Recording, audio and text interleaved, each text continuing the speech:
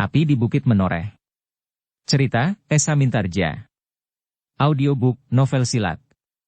Bab 35.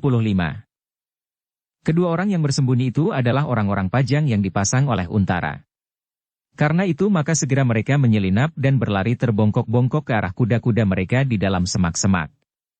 Sesaat kemudian mereka itu pun telah meloncat ke atas punggung kuda masing-masing dan dengan hati-hati mereka berusaha untuk mencari tempat-tempat yang terlindung. Baru setelah agak jauh mereka memacu kuda-kuda mereka dengan cepatnya menuju ke Sangkal Putung Tohpati dan beberapa pemimpin pasukan Jipang melihat kedua orang berkuda itu. Namun mereka sama sekali tidak berkeberatan seandainya kedatangan mereka kali ini disongsong oleh Laskar Sangkal Putung dan pasukan Pajang.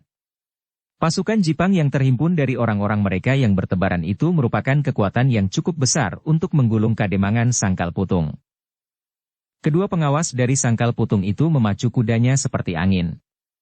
Mereka harus segera sampai Sangkal Putung dan melaporkan apa yang mereka lihat. Ketika mereka menjadi semakin dekat dengan Sangkal Putung, terasa titik-titik hujan semakin deras berjatuhan di atas tubuh-tubuh mereka. Namun ketika kemudian mereka melihat air yang tergenang di sana-sini, maka gumam salah seorang dari mereka, agaknya hujan lebat di daerah ini. Yang lain menganggukkan kepalanya sambil berkata, ya, lebat sekali. Bahkan angin pun agaknya terlalu kencang. Keduanya tidak berbicara lagi. Kuda mereka berlari semakin kencang. Sekali-sekali menyeberangi genangan-genangan air di jalan yang mereka lalui. Dan ternyata hujan pun belum teduh sama sekali, sehingga sebelum mereka memasuki Sangkal Putung mereka telah menjadi basah kuyup pula. Tetapi hujan sudah jauh berkurang. Air tidak lagi seakan-akan tertumpah dari langit yang retak. Kedua ekor kuda itu berpacu langsung ke Kademangan. Tetapi mereka menjadi kecewa ketika para penjaga regol Kademangan berkata bahwa Untara telah berangkat ke Banjar Desa. Desah salah seorang dari mereka, marilah kita lekas ke Banjar Desa itu. Dan kembali keduanya berpacu. Derap langkah kuda-kuda mereka itu terdengar memecah kesepian jalan-jalan di Sangkal Putung. Sekali-sekali genangan air memercik membasahi kaki penunggang-penunggang kuda itu. Mereka harus segera menemui Untara atau Widura. Di Banjar Desa derap kuda itu disambut dengan hati yang berdebar-debar. Kedua orang itu segera dibawa menghadap Untara dan Widura untuk menyampaikan laporannya tentang Laskar Tohpati itu. Dengan tergesa-gesa kedua orang itu menceritakan apa yang telah dilihatnya tentang Laskar Jipang yang datang benar-benar dengan gelar dan kelengkapan gelar yang sempurna. Untara menarik nafas dalam-dalam. Mereka mempergunakan tanda-tanda kebesaran Kadipaten Jipang. Ya Tuan, jawab kedua orang itu. Untara terdiam sejenak. Meskipun yang dikatakan oleh kedua pengawasnya itu adalah barang-barang mati, umbul-umbul, rontek dan sebagainya, namun benda-benda itu langsung atau tidak langsung akan mempunyai pengaruh pada jiwa setiap orang di dalam pasukan itu. Tanda-tanda itu akan memberi semangat dan nafsu berjuang. Tanda-tanda itu dapat memperbesar hati setiap prajuritnya. Tanda-tanda itu dapat menjadi lambang tekad dari segenap prajurit di dalam barisan itu. Widura pun agaknya mempunyai pendapat yang sama. Karena itu ketika ia melihat Untara termenung, maka gumamnya, apa kita juga memerlukannya, Untara? Ya Paman. Alangkah baiknya kalau kita memiliki benda-benda semacam itu. Kalau tidak, maka sesaat pasukan kita bertemu dengan pasukan Jipang itu, maka akan terasa seolah-olah pasukan Jipang itu mempunyai kebesaran melampaui pasukan kita, sehingga mau tidak mau, perasaan yang demikian akan mempengaruhi setiap prajurit di dalam pasukan kita. Sedang sebaliknya, pasukan Jipang akan lebih berbesar hati dengan kebesarannya. Lalu apakah kita akan memasang umbul-umbul? Bertanya Widura. Berapa banyak umbul-umbul yang ada di sini? Terlalu sedikit. Dan tidak lebih dari tanda-tanda pasukanku. Sama sekali bukan umbul-umbul kebesaran Pajang, apalagi Demak, sahut Widura, dan itu pun terlalu kecil hampir tidak akan berarti. Untara kembali termenung. Dan tiba-tiba ia berkata, tidak apa-apa, yang kecil itu akan merupakan panji-panji kebanggaan pasukan Paman Widura. Tetapi adalah Paman mempunyai panji-panji gula kelapa? Gula kelapa? Mengapa? Panji-panji itu adalah lambang kebesaran Demak. Dan tentu akan merupakan lambang kebesaran Pajang pula. Tentu. Di dalam pasukanku ada panji-panji itu. Untara mengangguk-angguk. Kepada Ki Demang Sangkal Putung ia pun bertanya, ada berapa panji-panji gula kelapa di seluruh Kademangan Sangkal Putung? Ki Demang ragu-ragu sejenak. Dengan ragu-ragu pula ia menjawab, aku tidak tahu Nger. Apakah di Sangkal Putung ada panji-panji semacam itu? Tentu Paman, jawab Untara, bukankah Sangkal Putung dahulu mengakui kebesaran Demak, kemudian mengakui Pajang dan bukan Jipang? Ki Demang itu kembali termangu-mangu. Tiba-tiba ia tersentak, seakan-akan sebuah ingatan telah menyentak kepalanya. Katanya, iya. Aku ingat sekarang. Di Kademangan ini ada sebuah pepunden. Panji-panji gula kelapa yang besar. Panji-panji yang kita namai Kiai Unggul. Tetapi panji-panji itu adalah pepunden Kademangan ini, yang kami keluarkan dari penyimpanan setahun sekali, setiap bulan pertama untuk dibersihkan. Untara mengerutkan keningnya. Kemudian katanya, itulah. Saat ini adalah waktunya untuk mengeluarkan Kiai Unggul dari simpanannya. Ya, bahkan ada pula panji-panji yang lain. Milik seorang bekas prajurit Demak. Lengkap dengan tunggulnya. Panji-panji itu didapatnya pada saat ia ikut berperang melawan orang-orang Portugis di ujung Melayu bersama Pangeran Seberang Lor. Orang itu sudah tua sekali? Ya, panji-panji itu dinamainya Kiai Jatayu. Nama seekor burung Garuda, desis Agung Sedayu, ya, panji-panji itu pun cukup besar. Hampir sebesar Kiai Unggul, berkata Ki Demang. Wajah Untara menjadi cerah. Tiba-tiba ia berkata lantang, waktu sudah mendesak. Siapkan pasukan dan siapkan Kiai Tunggul dan Kiai Jatayu. Kemudian kepada Ki Demang ia berkata, suruhlah seseorang menjemput kedua panji-panji itu. Berkuda sekarang juga, dan bersama dengan itu ambillah semua tanda-tanda kebesaran pasukan Pajang di Kademangan. Untara tidak perlu mengulangi perintahnya.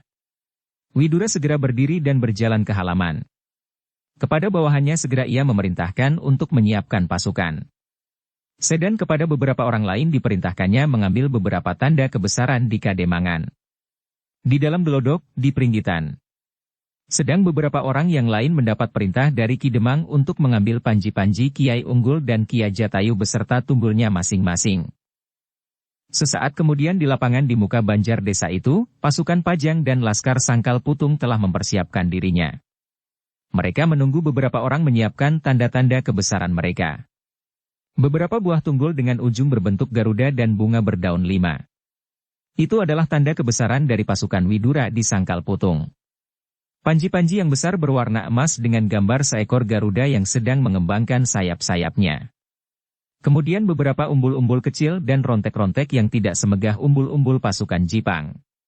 Namun ketika kemudian di ujung pasukan itu berkibar 3 buah panji-panji yang besar berwarna gula kelapa, maka kebesaran pasukan Pajang bersama dengan Laskar Sangkal Putung itu menjadi bercahaya. Ketiga panji-panji itu Adi Kiai Unggul, Kiai Jatayu dan panji-panji pasukan Widura sendiri. Panji-panji gula kelapa dari pasukan Wiratamtama di bawah kekuasaan Pajang, di samping panji-panji pasukannya.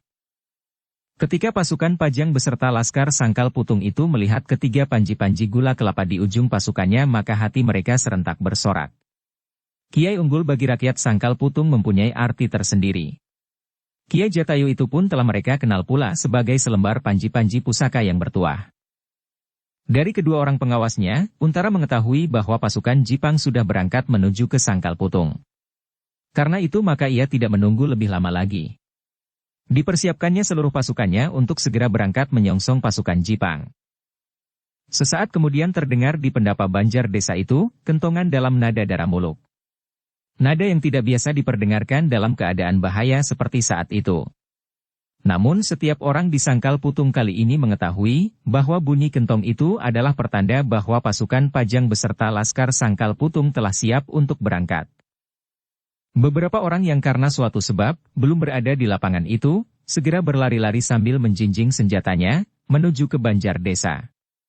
Ketika mereka melihat Laskar Sangkal Putung telah bersiap segera mereka memasuki kelompok masing-masing. Setelah para pemimpin kelompok menghitung anak buah masing-masing serta segala persiapan telah lengkap, maka terdengarlah suara Widura memecah gelap malam.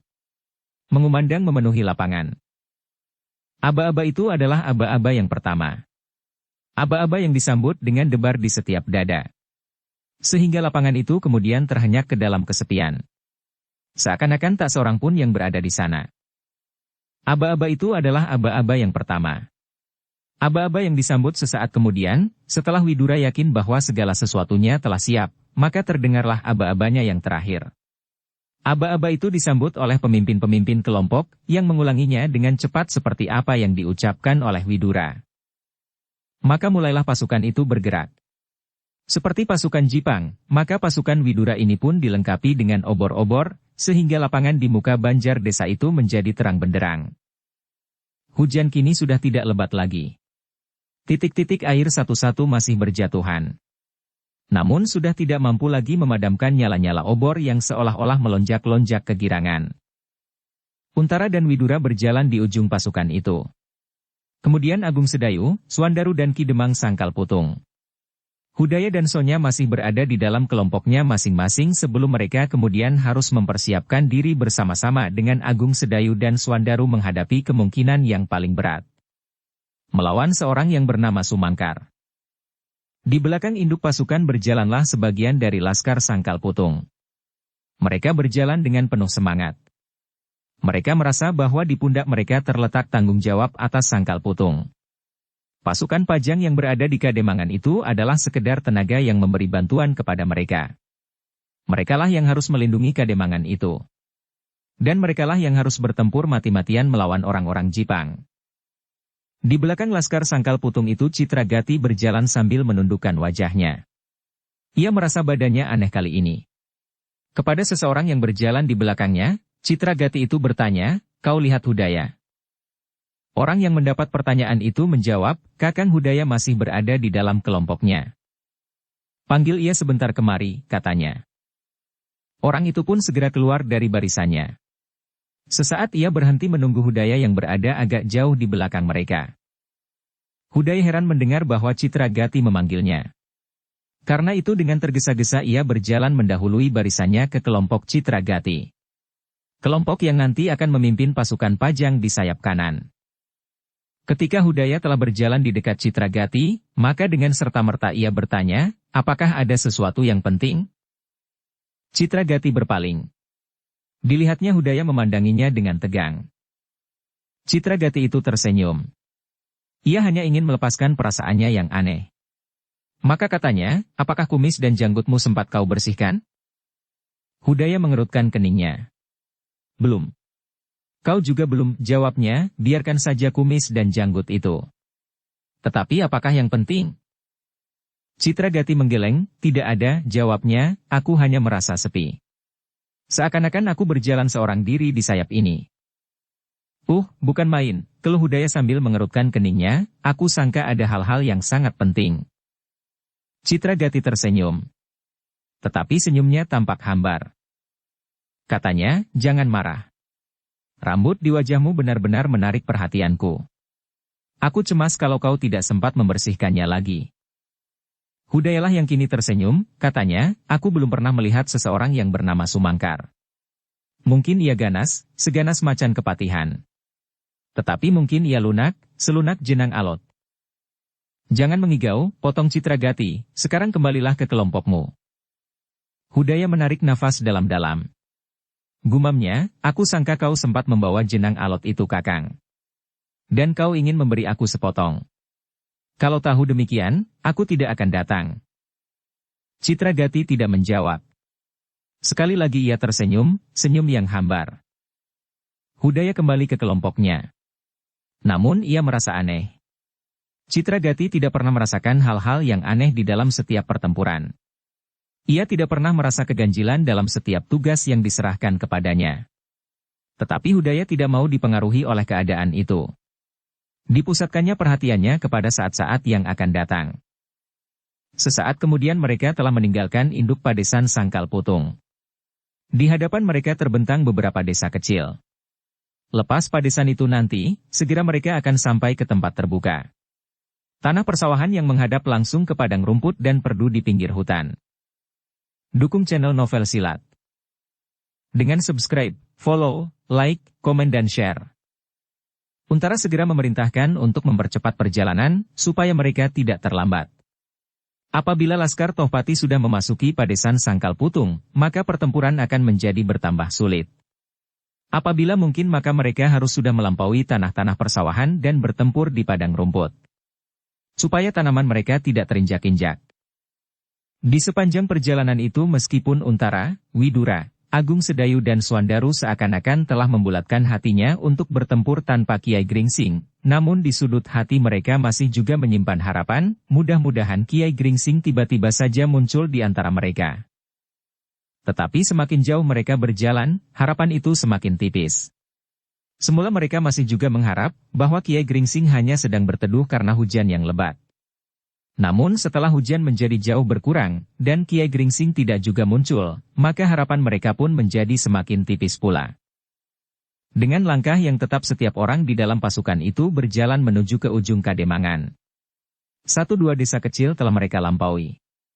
Dan akhirnya mereka menembus jalan di tengah-tengah desa terakhir. Semakin dekat mereka dengan ujung jalan itu, hati mereka menjadi semakin berdebar-debar.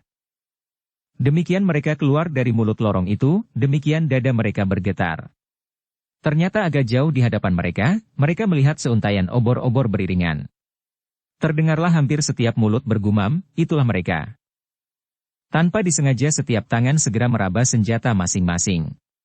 Beberapa bagian dari mereka, yang bersenjata pasangan pedang dan perisai, segera memasang perisai-perisai mereka di tangan kiri. Sedang mereka yang bersenjata tombak, maka tombak-tombak itu sudah tidak mereka panggul di atas pundak mereka. Namun tombak-tombak itu telah merunduk, seolah-olah mereka tidak sabar lagi untuk meloncat menerkam dada lawan-lawan mereka. Untara semakin mempercepat perjalanan itu. Ternyata Laskar Jipang telah lebih dahulu sampai di padang rumput. Namun apabila mereka berjalan cepat, maka mereka masih belum terlambat. Mereka masih akan mencapai sisi padang itu, sebelum Laskar Jipang lepas meninggalkannya. Kening Untara berkerut ketika ia melihat iring-iringan Laskar Jipang itu.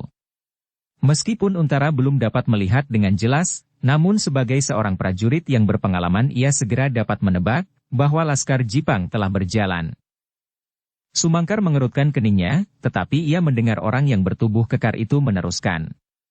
Ayo, kau pun harus bekerja seperti kami. Kau jangan berjalan saja mondar-mandir. Sumangkar memandang orang itu. Orang yang bertubuh kekar itu. Ia melihat beberapa cacat tubuhnya. Jari-jari tangan kirinya tidak lagi genap. 3 di antaranya terpotong dalam pertempuran. Sebuah goresan melintang menghias dadanya, dan di pelipisnya tampak bekas luka pula. Aku bukan lagi mondar-mandir saja Tundun. Tetapi aku lagi menanak nasi di belanga itu. Tundun, orang yang besar kekar itu mengerutkan keningnya, jawabnya. Tetapi menanak nasi tidak terus-menerus harus kau tunggui.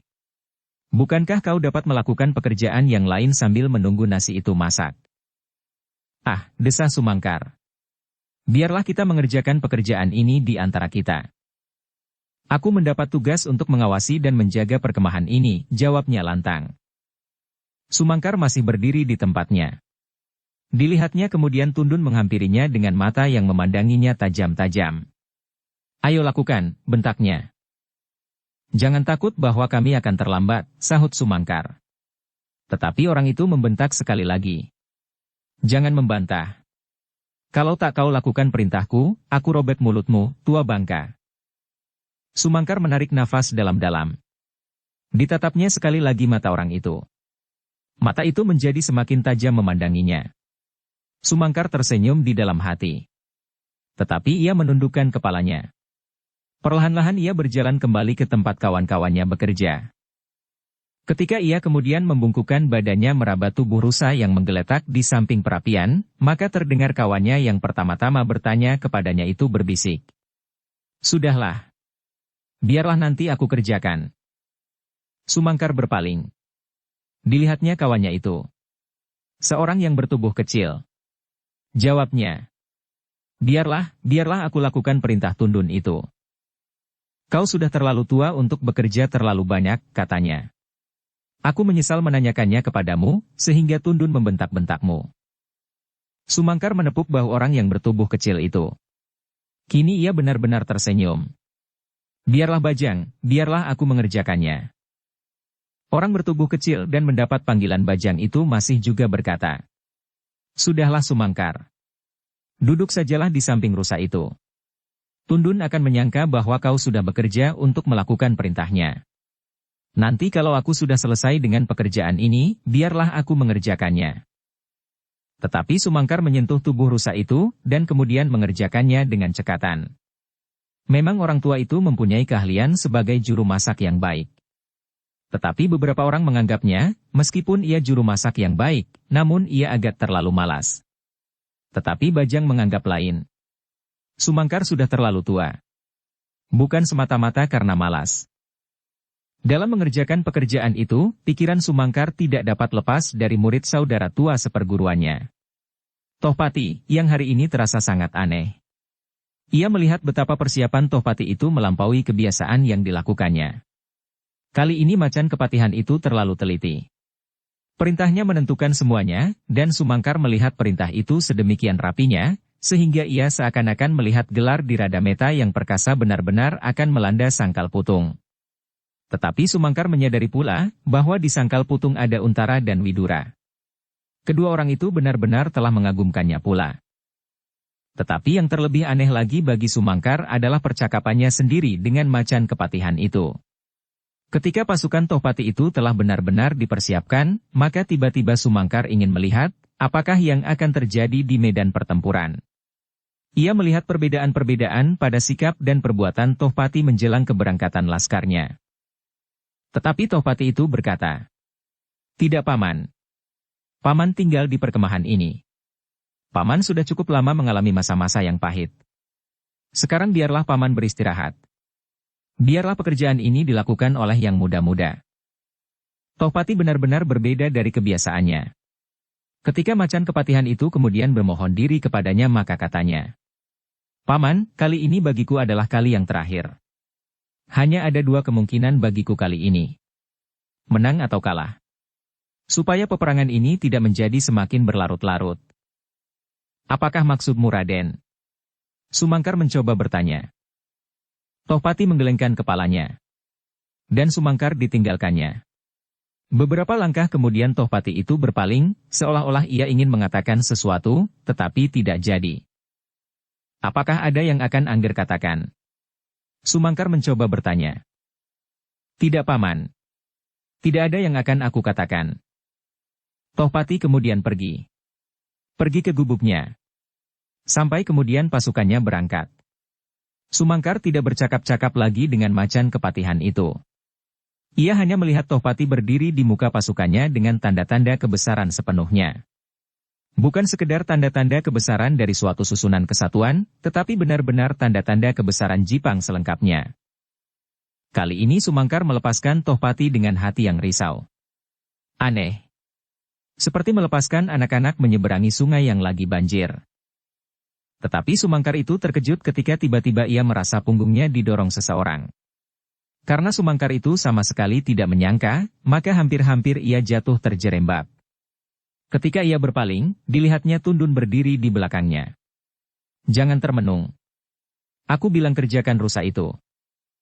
"Ya. Ya Tundun," jawab Sumangkar cepat-cepat. "Tetapi kalau aku pergi, kembali kau duduk saja termenung. Kau benar-benar malas. Kalau macan kepatihan mengetahui kemalasanmu lehermu itu pasti akan dipatahkannya." "Ya, Tundun maksudku." "Diam," bentak Tundun. "Aku mau kau bekerja, tidak menjawab setiap kata-kataku." Sumangkar tidak menjawab. Ternyata ketika kenangannya terbang mengikuti Tohpati, tangannya berhenti bekerja. "Sudahlah Tundun," tiba-tiba Bajang menyahut. "Biarlah orang tua itu bekerja menurut kekuatan tenaganya. Jangan dipaksa. Ia telah terlalu lemah." Tundun berpaling. Dipandanginya Bajang dengan matanya yang tajam. Kemudian terdengar ia membentak. "Jangan turut campur Bajang. Aku tahu apa yang harus aku kerjakan." "Tetapi kau terlalu kasar, Tundun." "Heh," teriak Tundun. "Kau berani membantah, dan mengatakan aku terlalu kasar." "Aku mengatakan sebenarnya." "Gila kau Bajang, apa aku harus menampar mulutmu? Aku tidak mau kau perlakukan kasar." Tundun benar-benar menjadi marah. Tiba-tiba kakinya terayun deras sekali ke arah Bajang berjongkok di samping Sumangkar. Tetapi ternyata Bajang pun cekatan. Segera ia meloncat menghindari kaki Tundun. Bahkan kemudian Bajang telah berdiri tegak. Di tangannya masih tergenggam sebilah pisau yang tajam berkilat-kilat. "Kau berani melawan aku, Bajang?" Suara Tundun gemetar karena marahnya. "Kau sangka bahwa karena tubuhmu yang cacat karena ciri-ciri peperangan itu kau ditakuti orang, Tundun?" Bajang adalah seorang prajurit pula. "Aku menyesal telah dilemparkan di dapur yang kotor dan memuakan ini. Ayo, kalau kau ingin melihat, apakah Bajang juga mampu berkelahi?" Tundun hampir-hampir tidak mampu menahan diri lagi. Tetapi ketika mereka hampir bertempur, maka segera Sumangkar berkata, "Jangan bertengkar. Kalau kalian bertengkar, maka kalian akan mempercepat kebinasaan kita sendiri." Tetapi Tundun dan Bajang tidak mendengarnya. Masing-masing kemudian setapak maju lagi. Namun tiba-tiba mereka terkejut ketika di kejauhan mereka mendengar suara ribut. "Siapa itu, heh? Siapa itu?" Disusul dengan suara tawa nyaring. Kemudian terdengar teriakan di kejauhan. "Aku datang dengan dada terbuka. Ayo. Siapa yang berada di perkemahan ini?" "Jangan membunuh diri," terdengar jawaban. Tundun dan Bajang terpaksa menghentikan permusuhan yang hampir-hampir meledak itu. Dengan marahnya Tundun menggeram. "Tunggu Bajang, akan datang saatnya kepalamu terkelupas." Bajang pun tidak kalah marahnya. Meskipun ia bertubuh kecil tetapi ternyata ia lincah bukan kepalang. Dengan beraninya ia menjawab, "Asal kau datang dari depan saja, Tundun. Jangan memperkecil arti Bajang yang kecil ini." Kemarahan Tundun tiba-tiba terungkat semakin tajam. Tetapi di kejauhan terdengar pula suara nyaring. "Ayo. Siapa yang bertugas menunggu kemah ini?" Dada Tundun tergetar mendengar suara itu. Suara itu pun seakan-akan menantangnya. Sebab ialah yang bertugas memimpin beberapa orang untuk menunggui kemah ini. Karena itu, maka segera Tundun berlari ke arah suara itu. Sesaat ia melupakan Bajang dan Sumangkar. Namun Bajang pun mendengar pula suara di kejauhan. Dan ia pun ingin melihat siapakah yang dengan beraninya mendatangi perkemahannya. Perlahan-lahan ia pun melangkah ke arah Tundun menghilang di belakang belukar, dan Sumangkar pun menyusul pula di belakang mereka. Di kejauhan kemudian Tundun melihat dua anak buahnya yang bertugas di sisi utara berdiri tegang menatap ke belakang gerumbul. "Ayo, kemarilah," berkata salah seorang penjaga itu. "Apakah kau bernyawa rangkap?" Tiba-tiba sekali lagi terdengar suara tertawa itu. Dan tiba-tiba muncullah dari balik gerumbul seorang anak muda yang lincah sekali. Sambil tertawa ia berdiri bertolak pinggang. Kemudian katanya, "Heh, apakah Laskar Topati tidak berangkat seluruhnya?" Tundun terkejut bukan buatan melihat anak muda itu. Anak muda itu pernah dilihatnya di medan peperangan ketika ia ikut mencoba merebut Sangkal Putung. Tetapi ia kurang yakin. Karena itu maka tubuhnya segera menjadi gemetar. Gemetar karena marah. Namun juga gemetar karena cemas.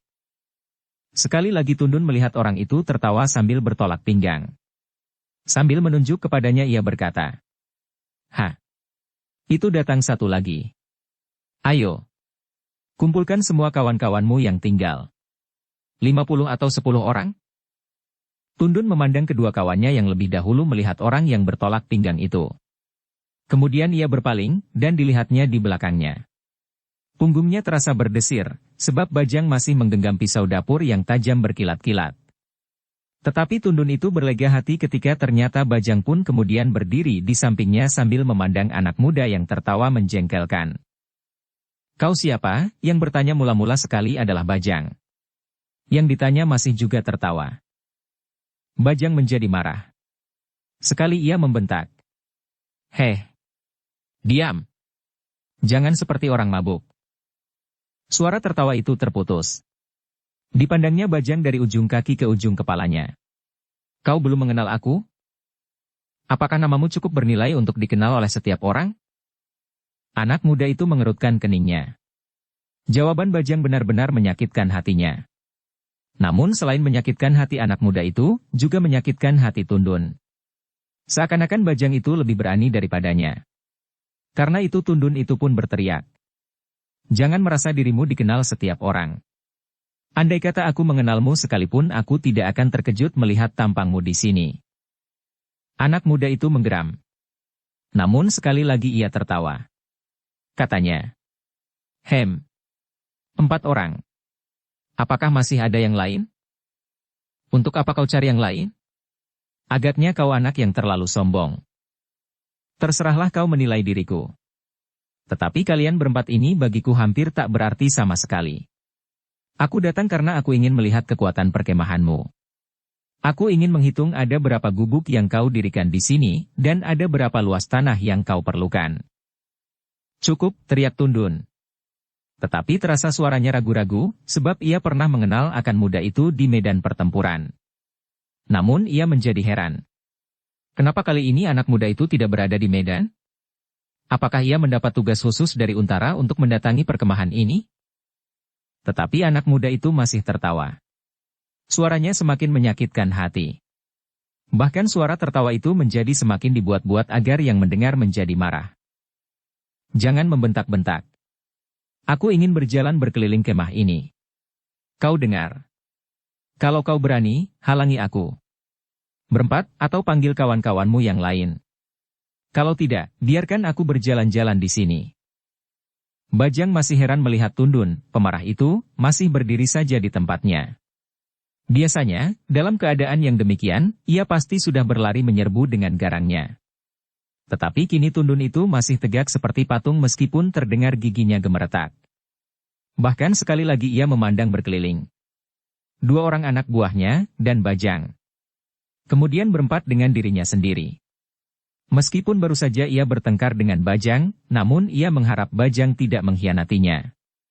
Meskipun demikian, kalau perlu ia dapat memanggil orang-orangnya yang lain dengan sebuah tanda yang telah mereka tentukan. 4 atau 5 orang akan datang bersama-sama. Tetapi apabila langsung mereka terlibat dalam perkelahian, setidak-tidaknya mereka berempat lebih dahulu yang harus bertahan. Mungkin berlima dengan Sumangkar. Tetapi Sumangkar itu tidak dilihatnya. Dan Sumangkar bagi Tundun adalah seorang tua pemalas yang sama sekali tidak berguna. Namun dalam pada itu sekali lagi terdengar Bajang menggeram. "Kau belum menjawab pertanyaanku, siapakah kau itu?" Anak muda itu memandangnya dengan nyala ketidaksenangan di matanya. Kemudian kepada Tundun ia berkata, "Apakah kau juga belum mengenal aku?" Tundun menggeleng. Pura-pura ia belum mengenalnya pula. Katanya pula, "Yang aku kenal hanyalah orang-orang yang penting di daerah ini. Tohpati, Widura, Untara, Tambakwedi. Sedang tampangmu sama sekali tidak berarti bagiku. Apalagi sebentar lagi kau akan mati terkubur di sini." Anak muda itu mengerutkan keningnya. Katanya, "Bagus. Mungkin kalian akan mencincang aku. Tetapi baiklah aku perkenalkan diriku. Kalian pernah mendengar nama Tambakwedi? Jangan menyebut nama itu. Apakah kau bermaksud menempatkan dirimu di sisi nama itu?" Anak muda itu tertawa. "Tidak. Itu tidak mungkin, sebab aku adalah muridnya." Yang mendengar jawaban itu terkejut bukan kepalang. Mereka pernah mendengar cerita tentang murid Tambakwedi yang bernama Sidanti. Seorang yang kini berhasil menempatkan dirinya di samping macan kepatihan. Karena itu maka dada mereka menjadi semakin berdebar-debar. Tundun memang pernah melihat kegarangan anak muda itu, yang pernah berhasil membunuh Plasa Ireng. Mengerikan. Bulu kuduk Tundun itu meremang. Ia kini menjadi yakin. Siapakah yang kini berdiri di mukanya? Mayat Plasa Ireng yang hampir tidak berbentuk itu terbayang di wajahnya. Gila. Anak muda itu adalah anak muda yang sangat buas. Pantas, ia tidak berada di medan. Aku pernah mendengar bahwa ada perselisihan antara Sidanti dan Widura. Aku pernah melihat tampangnya, dan aku pernah mendengar nama Sidanti. Tetapi baru sekarang aku pasti bahwa yang bernama Sidanti itu adalah anak yang membunuh Plasa Ireng itu pula. Tundun yang bergumam di dalam hatinya itu kemudian mencoba mengingat-ingat kembali pada saat Plasa Ireng terbunuh. Pada saat itu ia hampir tidak mempedulikannya, siapakah yang membunuh. Baginya orang-orang Pajang sama saja semuanya. Semuanya harus dibinasakan. Namun dengan demikian ia menjadi ragu-ragu. Apalagi kedua kawan-kawannya yang lain. Mereka berdiri membeku di tempatnya. Kalau benar Sidanti itu telah menjadi sejajar dengan Tohpati, maka akan binasalah mereka semuanya. Tetapi tiba-tiba timbul pikiran yang memberi harapan bagi Tundun. Apabila Sidanti itu benar-benar berselisih dengan Widura dan Untara, maka apakah kedatangannya itu dapat dianggap sebagai kawan? Karena itu maka segera Tundun bertanya. Sidanti, kenapa kau tidak berada di medan? Bukankah hari ini berkobar perang yang terbesar yang pernah terjadi di Sangkal Putung? Sidanti mengerutkan keningnya. Ia menjajaki pertanyaan itu. Katanya. Kenapa kau bertanya tentang hal itu? Ya kenapa? Bukankah kau prajurit Pajang? Sidanti tertawa. Jawabnya. Aku dapat berbuat sekehendakku. Apakah aku ingin berperang? Apakah aku ingin melihat-lihat hutan ini? Tak seorang pun pula yang dapat mencegah kehendakku. Dada Tundun menjadi berdebar-debar. Namun dipaksanya juga mulutnya berkata. Aku dengar kau tidak lagi berada dalam lingkungan keprajuritan Pajang. Tundun terkejut mendengar jawaban Sidanti. Apa pedulimu? Sesaat Tundun terdiam. Tetapi kemudian ia bertanya pula. Lalu apa maksudmu kemari? Sudah aku katakan. Aku ingin melihat berapa kemah yang ada dan berapa luas tanah yang diperlukan. Aku ingin mengira-ngirakan kekuatan Tohpati. Untuk apa? Sekehendakku. Tiba-tiba Tundun bertanya. Apakah kau tidak bermaksud bekerja bersama dengan Macan Kepatihan? Sidanti tertawa. Benar-benar menyakitkan telinga, katanya. Kau sudah gila agaknya. Apa arti Tohpati bagiku, dan apakah arti seluruh kekuatannya? Sekali lagi dada Tundun berdesir. Betapapun juga ia adalah seorang prajurit. Karena itu, maka meskipun ia telah mendengar bahwa Sidanti itu mempunyai kesaktian yang hampir setingkat dengan Macan Kepatihan, namun adalah kewajibannya untuk menunaikan tugasnya. Karena itu maka katanya, Sidanti, aku hormat kepadamu. Aku pernah mendengar bahwa kau memang seorang anak muda yang pilih tanding. Tetapi kali ini perkemahan ini menjadi tanggung jawabku. Maka jangan mencoba berbuat hal-hal yang dapat membahayakan keselamatanmu. Kini Sidanti itu tertawa terbahak-bahak. Di antara tertawanya terdengar ia berkata, Oh, prajurit yang malang. Kenapa kau berani berkata demikian padaku? Sudah aku katakan, tak seorang pun dapat memerintah aku, dan tak seorang pun dapat menghalangi kemauanku. Kali ini aku ingin berjalan-jalan mengelilingi perkemahan ini. Jangan mencoba mencegahnya. Hati Tundun adalah hati yang mudah terbakar. Kali ini pun betapa bara menyaka di dadanya. Namun terhadap Sidanti ia harus berhati-hati. Sekali lagi ia memandang kedua kawannya yang seolah-olah telah membeku. Di sampingnya berdiri Bajang seperti patung pula. Namun tampak bahwa wajah orang yang bertubuh kecil ini sama sekali tidak menunjukkan kecemasan di hatinya. Bajang masih juga berdiri dengan wajah menyala. Bahkan kemudian ia menggeram.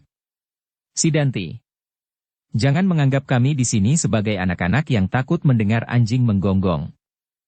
Sidanti terkejut mendengar kata-kata itu. Benar-benar menyakitkan hati. Karena itu maka tiba-tiba warna merah menjalar di wajahnya. Katanya, siapa kau? Namaku Bajang. Kau masih belum terlalu tua. Kenapa kau mencoba membunuh dirimu? Apakah kau tidak senang hidup di lingkungan Macan Kepatihan? Jangan mengigau. Cobalah kau maju selangkah lagi. Maka kau akan berkubur di tanah ini. Sidanti benar-benar telah terbakar oleh kemarahannya yang memuncak. Karena itu tiba-tiba ia meloncat maju sambil berteriak. Kumpulkan semua pengawal barak-barak di perkemahan ini. Ayo, inilah Sidanti, murid Tambak Wedi. Tundun, kedua prajurit yang lain, dan Bajang sendiri kini tidak dapat mengelakkan diri lagi. Mereka harus menghadapi anak muda yang berani dan perkasa ini. Bagaimanapun juga mereka adalah prajurit-prajurit yang sudah terlalu sering bermain-main dengan senjata dan bercumbu dengan maut. Ketika mereka melihat Sidanti dengan sigapnya meloncat maju, maka mereka pun segera mendekat pula. Tanpa berjanji mereka berdiri seberang-menyeberang. Seakan-akan mereka sengaja mengepung Sidanti yang dengan garangnya berdiri di antara mereka. Kau yang tajam mulut, geram Sidanti sambil menunjuk kepada Bajang. Kaulah yang pertama-tama akan aku sobek mulutmu. Tetapi agaknya Bajang sama sekali tidak takut. Dengan pisaunya ia bersiap menghadapi setiap kemungkinan. Tundun pun kemudian bersiap pula. Ia tidak mau kalah daripada Bajang. Bajang yang hanya bersenjatakan pisau dapur betapapun besar dan tajamnya, berani menghadapi Sidanti dengan tatagnya, maka Tundun yang di pinggangnya tergantung sebilah pedang, pasti harus lebih berani daripadanya. Sidanti yang berdiri di antara mereka, sekali lagi memandang setiap wajah di sekitarnya. Tundun yang cacat, Bajang yang kecil dan kedua prajurit yang lain. Tiba-tiba Sidanti itu berkata nyaring. "Ayo, siapkan senjata-senjata kalian. Apakah kalian dapat menggerakkannya dengan baik?" Tanpa dikehendaki, maka tiba-tiba tangan mereka yang berdiri di sekeliling Sidanti itu menarik senjata masing-masing. Dengan serta-merta senjata-senjata itu pun segera tertuju ke arah Sidanti. "Nah, kalian ternyata sigap pula menarik senjata. Sekarang aku ingin tahu, apakah kalian mampu bermain-main dengan senjata-senjata itu?" Tundun tidak menunggu lebih lama lagi. Segera ia melompat menusuk Sidanti. Tetapi Sidanti benar-benar lincah selincah sikatan. Pedang itu meluncur beberapa cengkang di muka telinga kanannya. Sambil menghindar Sidanti sempat berteriak. "Ha! Ternyata kau adalah prajurit yang baik. Meskipun tubuhmu telah dipenuhi oleh cacat badaniah, namun kesetiaanmu kepada Macan Kepatihan tidak juga berkurang." Tetapi ternyata mereka salah sangka. Sidanti sama sekali tidak berusaha untuk mencegah orang yang membunyikan tanda bahaya itu. Bahkan sambil tertawa ia berkata, "Baik. Aku beri kesempatan kalian memanggil kawan-kawan kalian. Berapa orangkah semua yang masih ada di perkemahan ini? 10 atau lebih? Kalau lebih dari 10, aku harus berpikir-pikir untuk segera mengurangi jumlah itu supaya aku tidak kelelahan." Kata-kata itu benar-benar menyiksa perasaan prajurit-prajurit Jipang itu. Dengan penuh luapan kemarahan mereka berjuang sekuat tenaga mereka. Tetapi bagi Sidanti mereka benar-benar tidak berarti.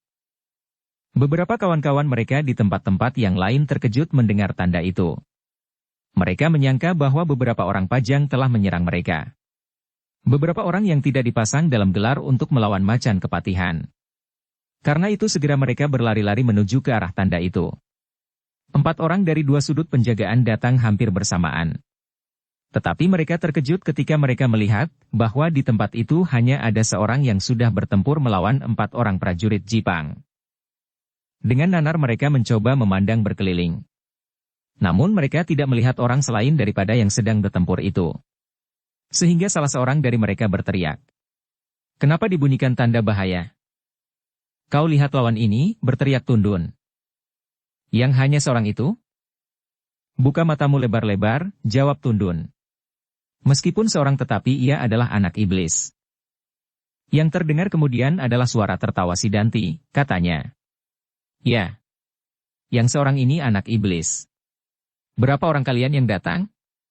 Apakah genap 6 orang, sehingga semua berjumlah 10 dengan orang-orang yang pertama?" Keempat orang yang datang itu baru menyadari keadaan lawannya, mereka kini melihat keempat kawannya masih berkelahi dengan sekuat-kuat tenaga mereka dengan senjata di tangan. Namun lawannya yang hanya seorang itu, dengan tersenyum selalu menghindarkan diri dari serangan yang bagaimanapun dahsyatnya. Bahkan mereka pun kemudian melihat bahwa yang seorang itu masih belum mempergunakan senjatanya. "Jangan berdiri seperti patung," teriak Tundun. "Apakah kalian menunggu kami menjadi bangkai?" Teriakan itu benar-benar telah membangunkan mereka dari kekaguman mereka melihat tata gerak Sidanti. Lincah, tangguh dan membingungkan. Karena itu segera mereka mencabut senjata masing-masing dan terjun ke dalam arena perkelahian itu. "Apakah kalian tidak akan saling menusuk di antara kawan-kawan sendiri?" teriak Sidanti. Tak seorang pun yang menjawab. Namun kini kepungan mereka menjadi semakin rapat. Ujung-ujung senjata semakin cepat menyambar kulit Sidanti dari segala arah. Karena itu maka katanya kemudian. "Nah, sekarang baru aku merasa perlu mempergunakan pedang. Ayo, sebutkan jumlah kalian, berapa?" Tetapi pertanyaan itu dijawab dengan serangan yang datang bertubi-tubi dengan sengitnya. Namun akhirnya Sidanti berhasil menghitung mereka, katanya. 8. "Aku harus mengurangi 3 di antara kalian. Aku hanya ingin melawan 5 orang." "Gila," geram Tundun. Tetapi segera ia terdiam ketika pedang Sidanti yang baru saja ditarik itu hampir-hampir menyentuh hidungnya. Dan hampir-hampir cacat di wajahnya bertambah seleret lagi. Demikianlah perkelahian itu semakin lama menjadi semakin dahsyat. Dalam pada itu Tundun masih menunggu beberapa orang kawannya yang sedang nganglang. Tetapi kawan-kawannya yang nganglang itu berada di tempat yang cukup jauh. Mereka tidak menyangka bahwa akan datang bahaya di perkemahan mereka, sehingga mereka kehilangan kewaspadaan. Mereka bahkan sedang asyik berburu rusa dan kijang. Karena itu maka mereka sama sekali tidak mendengar tanda yang dibunyikan oleh kawan Tundun di perkemahan. Maka Tundun terpaksa bertempur dengan kawan-kawannya yang telah ada. 8 orang. Kemudian datang pula 2 orang, namun mereka sama sekali bukan prajurit. Mereka adalah orang-orang dapur, kawan-kawan Sumangkar. Meskipun demikian, mereka membawa senjata di tangan mereka. Tetapi dalam perkelahian itu mereka tidak segera dapat ikut serta. Sidanti kemudian berkelahi dengan lincahnya melawan 8 orang. Ia menyangka bahwa ia akan dapat bermain-main dengan lawannya itu. Tetapi ternyata keadaannya berbeda dengan dugaannya. Prajurit Jipang adalah sebenarnya prajurit. Hanya 1-2 dari mereka adalah orang-orang yang kurang baik. Namun yang lain adalah prajurit-prajurit yang cukup. Meskipun bukan orang-orang puncak. Desis Sidanti sambil meloncat-loncat. Ternyata kalian cukup terlatih. Karena itu, maka jangan lebih dari 5 supaya aku dapat bermain-main dengan baik tanpa menyakiti kamu sekalian. Tetapi kalau di antara kalian tidak ada yang meninggalkan arena ini, aku terpaksa memaksamu. Tak seorang pun yang menjawab. Bahkan mereka bekerja semakin keras. Senjata-senjata mereka berganti-ganti sambar menyambar tak henti-hentinya, sehingga semakin lama Sidanti semakin merasa bahwa sangat berat baginya untuk melawan 8 orang itu sekaligus.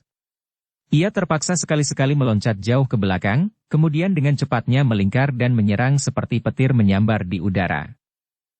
Ke-8 orang itu pun merasa betapa besar tenaga anak muda yang bernama Sidanti itu. Kini Tundun mulai dirayapi oleh kepercayaannya bahwa Sidanti benar-benar mampu menempatkan diri hampir sejajar dengan Macan Kepatihan. Namun betapapun kuatnya Sidanti, untuk melawan 8 orang sekaligus adalah berat baginya. Karena itu, ia kemudian terpaksa bekerja mati-matian. Sebab ke-8 orang itu pun bekerja dengan keras dan bertempur mati-matian pula. Sebenarnya aku tak ingin menyakiti kalian, teriak Sidanti. Tetapi ternyata melawan kalian ber-8 adalah berat sekali. Kalian benar-benar prajurit yang tangguh. Karena itu, seandainya pedangku melukai salah seorang dari kalian, janganlah kalian menjadi sakit hati. Kata-kata itu sama sekali tidak mendapat perhatian. Bahkan dengan demikian Tundun dan kawan-kawannya merasa bahwa Sidanti merasa terdesak. Karena itu justru mereka memperketat tekanan mereka. Sidanti yang merasa semakin terdesak akhirnya menjadi marah pula. Darahnya semakin lama benar-benar semakin panas. Apalagi ketika kemudian sebuah goresan melukai punggungnya. Goresan itu tidak terlalu dalam. Namun goresan itu telah menyobek baju dan menyentuh kulitnya. Luka itu, meskipun tidak seberapa, namun karena darah yang menetes, maka hati Sidanti telah benar-benar terbakar karenanya. Hilanglah kemudian segala pengamatan diri. Dan dengan demikian maka anak murid Tambak Wedi itu menggeram dengan dahsyatnya.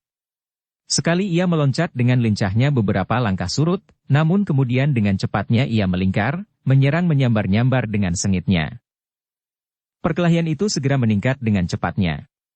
Semakin lama semakin dahsyat. Masing-masing pihak telah mengerahkan segenap kemampuan yang ada pada mereka. Bersambung ke bab 36.